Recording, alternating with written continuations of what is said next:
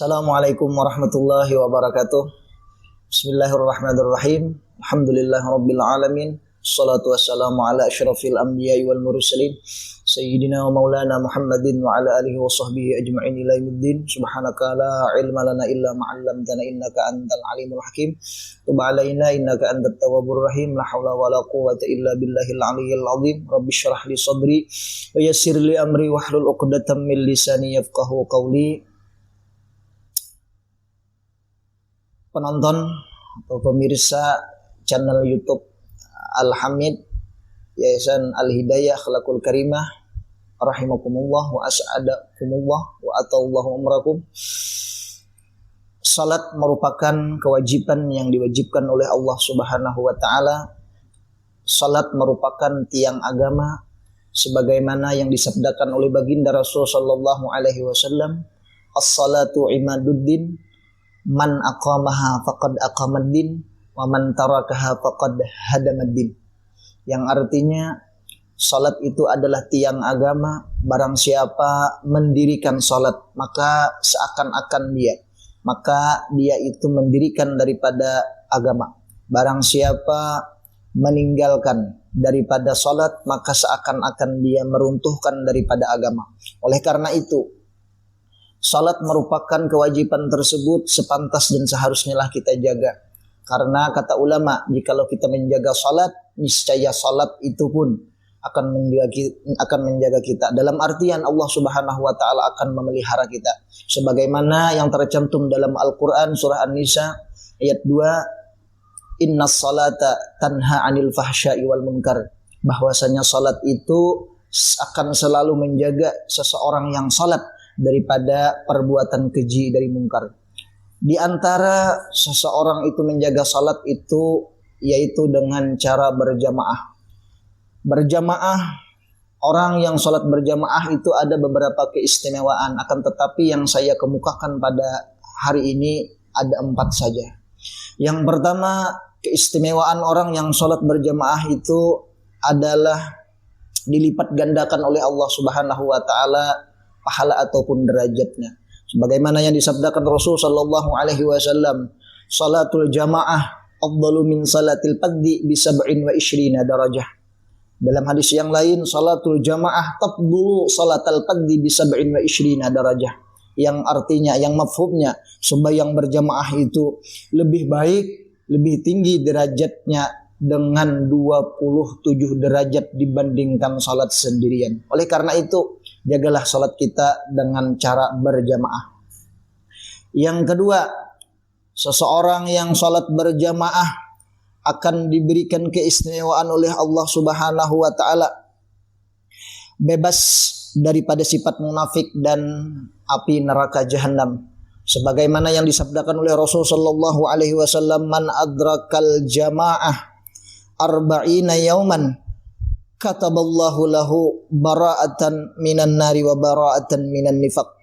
Yang mafhumnya, barang siapa salat berjamaah 40 hari, maka Allah Subhanahu wa taala akan melepaskan seseorang itu daripada siksa api neraka dan terbebas daripada sifat munafik. Kemudian yang ketiga, seseorang yang mengekali sembahyang berjamaah akan masuk ke dalam surga. Sebagaimana yang sabdakan oleh Rasul sallallahu alaihi wasallam, man shallal bardaini fil jamaah dakhalal jannah bighairi hisab. Yang mafhumnya, barang siapa, baginda Rasul sallallahu alaihi wasallam sembahyang 2 yang dingin.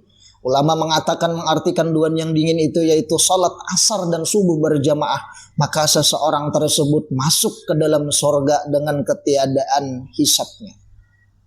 Kita meyakini bahwasanya surga itu hak, neraka itu hak, azab kubur itu hak, nikmat daripada surga itu hak. Kan tetapi kita belum tentu yakin bahwasanya kita nanti masuk ke dalam surganya Allah Subhanahu wa taala itu dengan hak, masuknya dengan bighairi hisab. Kemudian yang terakhir, yang keempat, seseorang yang sembahyang berjamaah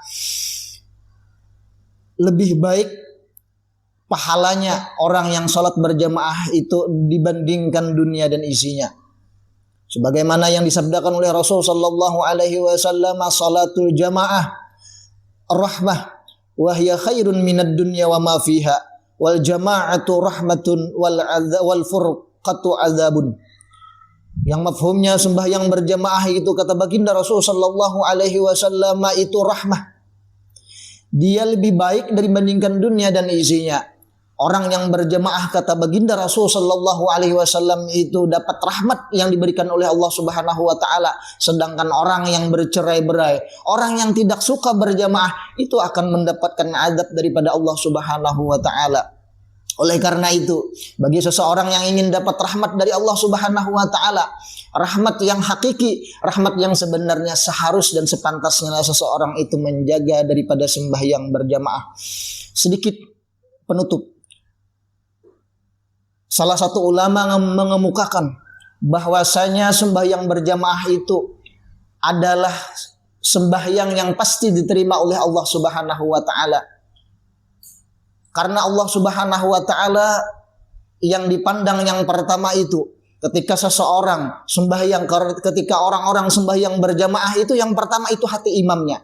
Ketika hati imam itu bersih, ketika hati imam itu khusyuk, ketika hati imam itu khudu', maka Allah Subhanahu wa taala menerima salat seseorang itu yang berjamaah tadi meskipun hati makmum semuanya itu tidak khusyuk kepada Allah Subhanahu wa taala. Itu yang pertama. Yang kedua, andai saja imamnya tidak khusyuk, andai saja imamnya tidak khudu', tapi ada salah satu daripada seluruh jamaah itu ada yang khusyuk, maka Allah Subhanahu wa taala itu akan menerima salat semua orang yang berjamaah tersebut. Yang ketiga, andai saja imamnya tidak khusyuk, jamaahnya tidak khusyuk, Allah Subhanahu wa taala dengan rahmatnya al-wasi'ah al-maghfirah, Allah Subhanahu wa taala tetap menerima sembahyang berjamaah orang tersebut. Kenapa? Karena jamaahnya itu, karena sembahyang berjamaahnya itu Allah Subhanahu wa taala tetap hargai. Oleh karena itu, mudah-mudahan dengan kesibukan kita di duniawi, dengan kesibukan kita mencari dunia, dengan kesibukan kita mencari rizki yang halal, tujuannya untuk kemaslahatan daripada keluarga kita, tetap kita mengutamakan yang namanya sembahyang berjamaah. Apakah lagi sembahyang berjamaah itu dengan jamaah yang banyak? Kata ulama di dalam kitab I'anatul Talibin, al-jama'atul katsiratu afdalu minnal jama'atil qalilah. Berjamaah-jamaah yang himpunan yang lebih banyak itu lebih afdal dibandingkan berjamaah sedikit. Ketika kita salat di masjid banyak, di rumah kita ada jemaah, akan tetapi di rumah itu tidak menentukan kita banyak atau tidaknya. Cuma palingan istri, cuma anak, mertua dan lain sebagainya. Tidak kalau kita sembahyang berjamaahnya itu di masjid banyak orang biasanya. Oleh karena itu, mudah-mudahan Allah Subhanahu wa taala selalu membimbing kita, selalu memberikan taufik hidayah kepada kita. Mudah-mudahan kita selalu dapat mengekalkan, selalu menjaga daripada sembahyang, terlebih khusus sembahyang berjamaah, terlepas daripada hukum-hukum yang telah dijelaskan oleh para ulama-ulama kita ahlus sunnah wal jamaah. Itu saja dari ulun. Mohon maaf, minta halal minta radha, wabillahi taufiq wal hidayah. Assalamualaikum warahmatullahi wabarakatuh.